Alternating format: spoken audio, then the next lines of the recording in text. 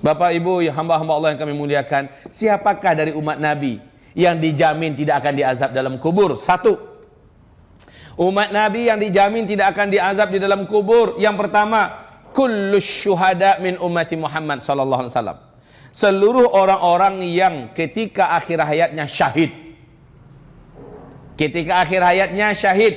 Saya ringkaskan, yang syahid itu yang paling level tertingginya yang terbunuh demi menegakkan kalimat Allah di medan perang melawan orang kafir, kafir komunis, kafir syiah, kafir musyrikin, kafir-kafir lainnya, perang dalam rangka membela agama Allah, meninggikan kalimat Allah, tentu di atas ilmu, meninggal syahid. Rasulullah bertanya kepada para sahabat, kalian tahu siapa-siapa yang syahid?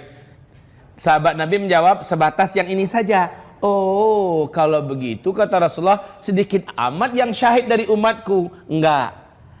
Yang syahid dari umatku kata Rasulullah belasan kelompoknya. Ada yang tenggelam sementara dia mukmin, matinya tenggelam karena tsunami kah? Karena masuk ke dalam musibah, ya intinya maka dia tenggelam, syahid. Ada yang meninggal karena sakit di perutnya, mukmin, dia syahid. Ada yang meninggal karena sakit di kepalanya, mukmin, dia mukmin loh ya, syaratnya mukmin, bukan musyrik ya. Lalu dia meninggal, udah berobat kemana-mana dengan obat yang benar dan halal, enggak sembuh-sembuh, meninggal, syahid. Siapa yang meninggal demi mempertahankan akidahnya dan agamanya lalu dibunuh, syahid. Siapa yang meninggal karena dalam proses perjalanan menuntut ilmu, dia meninggal, baik yang sedang di pesantren atau yang sedang pergi menuntut ilmu ke Madinah, mupanya ke Mekah dan sebagainya, atau pergi ke majelis ilmu macam Bapak Ibu, ternyata pulang-pulang meninggal dunia, syahid ya. Ini perjalanan yang mulia. Man kharaja fi talabil ilmi fahuwa fi sabilillah. Siapapun yang keluar dari rumahnya niatnya nambah ilmu, dia ada fi sabilillah.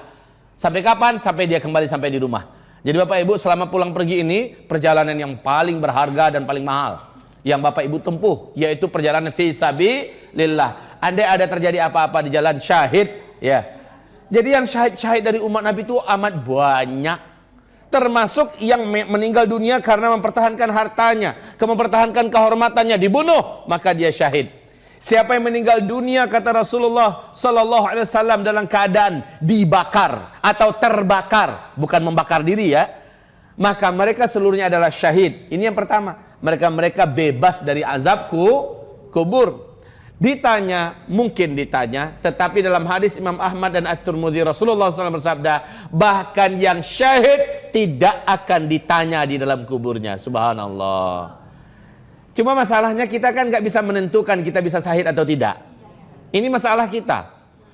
Bapak Ibu yang kami muliakan, kalau begitu maka biasakan diri kita ada di atas kebiasaan-kebiasaan yang mulia, di mana jika seseorang meninggal dunia, umumnya kata Nabi kita, seseorang hanya akan meninggal di atas kebiasaan apa yang biasa dia buat. Kalau kebiasaannya baca Quran, biasanya dia meninggal sedang baca Quran. Kalau kebiasaannya puasa Senin Kamis, memang dia rutin, maka sedang puasa itu dia meninggal dunia. Intinya kebiasaan kita lagi ngapain? Kalau kebiasaannya suka ngunjingin orang, insya Allah meninggalnya sedang menggunjingin orang. Dan seterusnya. Yang kedua, orang yang tidak akan diazab di dalam kuburnya, kata Rasulullah SAW, orang yang sedang ribat. Orang yang sedang ribat. R-I-B-A-T-H. Kalau bahasa Arabnya ro, ba, alif, to. Ribat. Ribat itu sebuah istilah yang hanya muncul dalam suasana perang. Nah, siapa yang begadang, yang jaga, yang ronda, mengawasi gerak-gerik musuh demi mengamankan kaum muslimin, ya. Jadi dia ada di perbatasan nih. Itu grup musuh. Iya, ini sementara ini adalah perkampungan muslim, para mujahidin umpamanya. Dia di sini menjadi ronda, ya, jadi intel mata-mata ya. Lalu ternyata dia terbunuh, maka dia diharamkan untuk diazab dalam kubur. Haram. Suatu ketika Nabi Muhammad SAW melihat para sahabatnya enggan menyelenggarakan jenazah seseorang yang memang terkenal banyak buat dosa.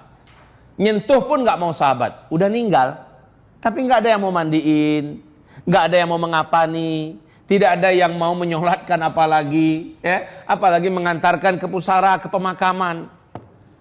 Rasulullah datang, ada apa? Kenapa kalian tidak menyelenggarakan jenazah orang ini? Bukankah dia muslim? Benar ya Rasulullah, dia muslim. Terus kenapa tidak kalian segera selenggarakan? Ya Rasulullah, selama hidup yang kami kenal orang ini dosa yang dia buat, dosa dan dosa. Hampir-hampir kami tidak pernah melihat dia di antara ahli kesolehan. Di masjid, mana pernah ya Rasul? Puasa, kami nggak dengar dia tuh orang puasa. Dia hanya mengandalkan asyhadu an la ilaha illallah asyhadu anna muhammadar rasulullah. Tapi ya Rasulullah, dosa ini dia buat, dosa itu dia buat, dosa itu dia buat. Semua dosa yang dalam Islam dia buat. Kata Rasulullah bertanya, ada enggak di antara kalian sekali aja jadilah pernah melihat dia melakukan suatu amal soleh setelah dia masuk Islam? Salah seorang sahabat angkat tangan, saya tahu ya Rasulullah. Apa kata Rasul? Dia dengan saya pernah dulu ronda, jaga-jaga, dalam bahasa hadis kami sama-sama satu malam ribat bareng. Ribat, bukan ribat ya, ribat. Kami pernah ribat bareng. Mendengarkan itu, spontan Nabi Muhammad SAW segera dibukanya, ya, langsung dia sing-singkan, ya. Dia menyelenggarakan, melihat Rasulullah menyelenggarakan, yang lain pada nimbrung, sampai Rasulullah ikut mengantarkan jenazah ini sampai ke liang lahatnya. Disitulah Rasulullah berkata, ashabuka ashabuka yaz'um annaka min ahlin nar. Seluruh saudara-saudara, seluruh sahabat-sahabatmu bersaksi dan mereka menuduh engkau adalah ahli neraka. Wa ana ashhad annaka min ahlil jannah. Sementara kata Rasul, saya bersaksi engkau adalah ahli surga. Dahsyatnya ya, ribat ini dahsyat. Ribat ini dahsyat. Indonesia sebentar lagi nih. Mau nggak mau Pak, Indonesia sebentar lagi. Bapak ikut ribat doang udah mentok. Jangan diminta-minta, penyakit jangan diminta-minta. Tapi kalau sudah terjadi jangan sempat lari. Ya, ribat sebentar lagi akan banyak peluang-peluangnya di ujung. Dari Sabang sampai Merauke, setiap provinsi se-Indonesia akan ramai ada ribat. Kalau 98 itu bukan ribat loh Pak. 98 dulu ketika krisis moneter, jatuhnya Pak Harto, ya kan? Lalu banyak orang ronda jaga-jaga kampung, gitu kan? Dia jaga komplek. Itu bukan ribat. Yang ribat ini dalam rangka mempertahankan agama Allah, membela agama Allah. Nah, yang bangkit besok itu adalah Syiah dan komunis loh. Syiah dan PKI, dan mereka mulai membunuh, membantai, membakar, menghancurkan, dan kita wajib bela diri. Saat itu kita harus bersama-sama orang-orang beriman. Lah yang bangkit dalam jadwal dia ronda, lalu dia terbunuh di situ, dia ribat. Ini cuma peluangnya buat laki-laki. Perempuan, ibu mau ribat? Mau. Bu, peluang ibu untuk ribat ada. Ibu bakar semangat suaminya, Mas, kamu berangkat Mas. Aku bersama orang-orang beriman yang lain di sini, kami akan menjaga diri kami. Ya, Mas berangkat. Selama Mas ibu, suami ibu ikut ribat, pahalanya mengalir sepenuh dia dapat. Allahu Akbar. Ya, kalau dia berjihad, dapat pahala seberapa banyaknya, dijamin ibu dapat semuanya. Tapi jangan ibu pegang kaki suami kita, Mas jangan tinggalkan aku. Nggak dapat apa-apa Bu. Kalau ternyata dia jadi pergi, ibu nggak dapat apa-apa. Kenapa? Ibu tidak ikhlas. Bahkan ibu tidak rela dia pergi. Aku tinggal sama siapa Mas? Ya, nggak jadi dah. Jadi baik ibu semangatkan suaminya, ibu semangatkan, Ustadz kami udah nggak punya suami. Kami adalah GJI. Grup Janda Indonesia. Gimana Ustadz? Nggak apa-apa. Ada anaknya nggak yang laki-laki? Kasih semangat. Ngalir ke ibu pahalanya. Ada menantunya nggak yang laki-laki? Kasih semangat anak perempuan kita. Supaya suaminya juga dilepas. Ya, kasih semangat. Jadi yang para ibu-ibu bakar semangatnya. Ustadz, menantu nggak punya, anak laki-laki nggak punya. Gimana? Biayain orang yang mau. Gitu caranya. Maka dapat pahalanya semua. Subhanallah. Ya, siap-siapkan dari sekarang. Nggak lama lagi loh. Hasbunallah. Ni'mal wakil. Ni'mal maula. Wa ni'mal nasir. Bapak Ibu, hamba-hamba Allah yang kami muliakan. Nih yang kedua, ribat. Dan di manakah ribat yang paling mulia kata Rasul? Di akhir zaman, ribat yang paling keren, ribat yang paling tinggi derajatnya, ribat yang paling mulia adalah di Syam. Ya. Wa inna afdala jihadikum, pada saat-saat demokrasi sedang membungkus dunia, saat itu yang terutama, amalan yang paling hebat adalah jihad kata Rasul. Kan ada jihad pendidikan, ada jihad dakwah, ya, ada jihad ilmu, menuntut ilmu, ada jihad ekonomi, ada jihad macam-macam jihadnya. Tapi kata Rasulullah, dari seluruh jihad-jihad yang ada di masa itu, jihad yang paling mahal, jihad yang paling tinggi nilainya adalah jihad yang ada ribatnya, yang ada ribatnya. Ribat itu sebuah istilah yang hanya muncul di medan perang, Pak. Jadi jihad yang paling tinggi adalah jihad perang. Di situ ada istilah ribat muncul. Dan ribat yang paling hebat, ribat yang paling tinggi dan mulia posisinya adalah di negeri Syam. Syam, Syria, Palestina, Yordania, Lebanon. Sekarang dari seluruh Syam, jihad yang paling hebat nanti dan paling tinggi ribatnya adalah di Askalan.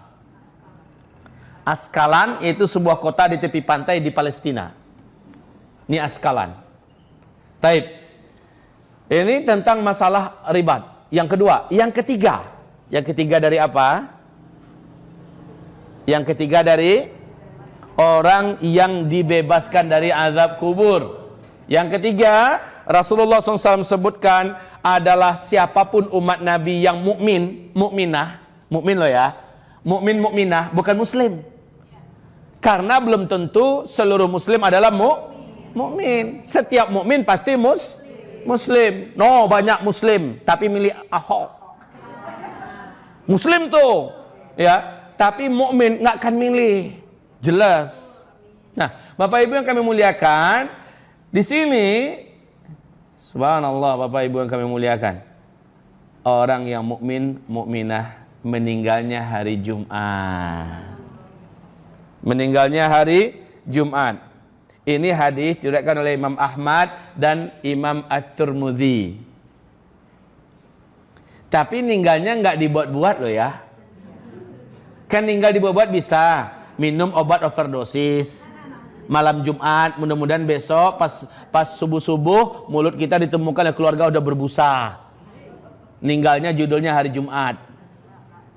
Enggak, kalau gitu namanya udah intihar, bunuh diri. Jadi ninggalnya memang Allah Subhanahu wa taala yang, Ustadz bisa dipesan nggak sama Allah? Bisa. Ibu bisa request itu, Bu. Bisa Bapak pesan. Bapak tahu, Pak? Mayoritas para sahabat Nabi, coba baca sejarah, mayoritas para sahabat Nabi akhir hayatnya sesuai dengan pesanan yang dia minta pada Allah jauh-jauh hari sebelum itu. Ada yang minta ya Rabb, doa, memang doa, ya, doa. Asal lepas sholat dia doa, asal di tempat-tempat multazam, di tempat yang sangat makbul doa dia doa, di waktu-waktu yang makbul doa dia doa. Permintaannya ya Rabb, hamba ingin meninggal nanti dalam keadaan dalam keadaan seperti ini. Dia sebutkan loh, Bu, caranya. Kayak Utsman bin Affan radhiyallahu anhu minta pesen dia sama Allah, ya Rabb, hamba ingin meninggal dalam keadaan hamba sedang berpuasa sehingga hamba nanti berbuka di sisi Engkau. Hamba ingin meninggal ya Rabb ketika hamba sedang baca Quran, ya. Apa-apa ini, dan hamba ingin meninggal ya Rabb di tangan musuhmu. Ya, semuanya terjadi persis seperti yang diminta. Semua sahabat-sahabat Nabi mesen apa, caranya gimana, terjadi persis seperti itu. Ibu bisa mesen loh, Bu. Kalau ibu terasa serem rasanya dibelah badannya, terasa serem gitu kan, padahal meninggal tuh sebentar loh, Bu. Coba aja nanti. Cuma hitungan beberapa detik doang. Ya, umpamanya nih, umpamanya ibu, Bu, ceder ditembak jidat kita, tembus. Paling-paling ibu merasakan beberapa detik saja. Habis itu ibu sudah selesai. Dibakar juga bu, nggak sampai 1 menit. Ibu lihat ISIS yang melakukan bakar itu. Hah? Ada videonya bapak tonton. Semoga Allah lindungi kita, semoga Allah selamatkan kita. Ya, dibakar bu. Itu hanya beberapa detik saja. Kemudian dia menjadi kaku dan mati. Sebentar saja, selama saraf-saraf ini sudah hangus semua, mati dah. Ya, artinya kematian itu tidak lama. Coba aja nyemplung ke kolam.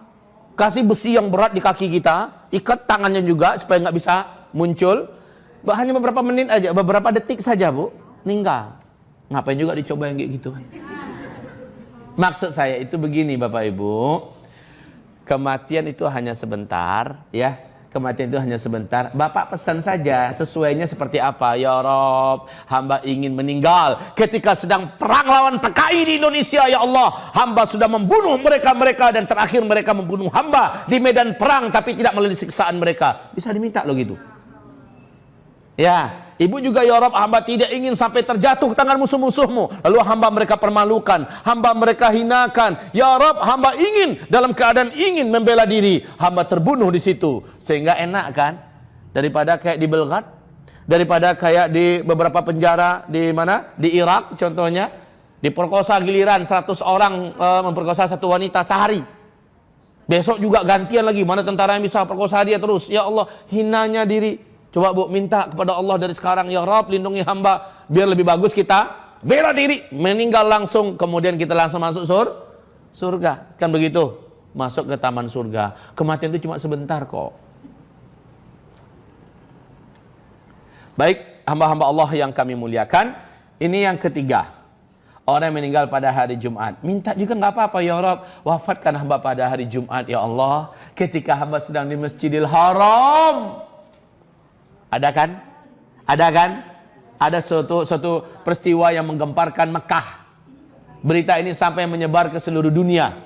Seorang pemuda ya sedang sholat Jumat di Masjidil Haram, ya. Lalu tiba-tiba dia tidak bangkit-bangkit, posisinya terus dalam keadaan sujud. Ketika diangkat, seringan kapas orang angkatnya. Nggak berasa, begitu cepatnya dia nyampe ke pintu gerbang. Jadi gimana ceritanya? Orang saking pengennya mengambil berkah dari badan yang mulia ini, ya, nyentuh semua. Jadi dia tuh kayak meluncur saja di atas kepala orang. Karena tangan langsung menyambung dengan sangat cepat sampai di gerbang. Di gerbang dimandiin, kemudian yang memandikan mencium bau wangi yang sangat. Kemudian dadanya seperti bercahaya. Ini saksi dari seluruh yang menyaksikan. Ketika disolatkan, sang imam bertanya, seluruh tanda-tanda husnul khatimah ada padanya. Ditelusuri anak muda ini, ternyata dia anak muda yang rajin ngajar ngaji. Dan dia ngajar ngaji nggak mau diupah. Ini dia. Kalau sekarang ngajar ngajinya pakai fulus. Ya, kalau fulusnya kurang, cari mana yang agak tebel.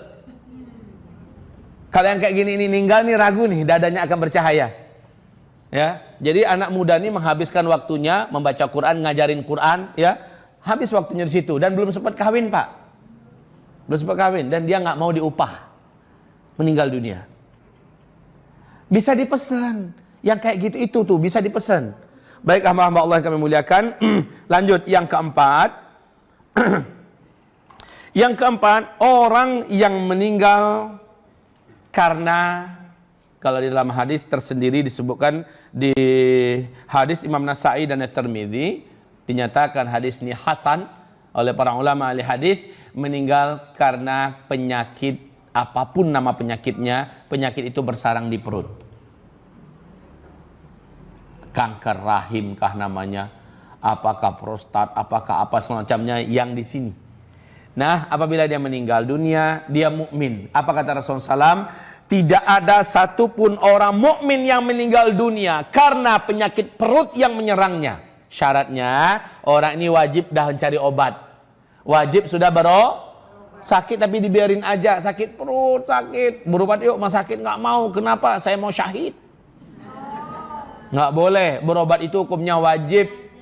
Ya, kalau setelah berobat maksimal masih meninggal dunia karena penyakit itu, fahuwa syahid. Man mata min batan fahuwa syahid. Ya, balik lagi ke kajian kita yang awal-awal tadi. Ibarat Allah yang kami muliakan, ini tipe-tipe dan kelompok manusia yang tidak akan diazab di alam kubur.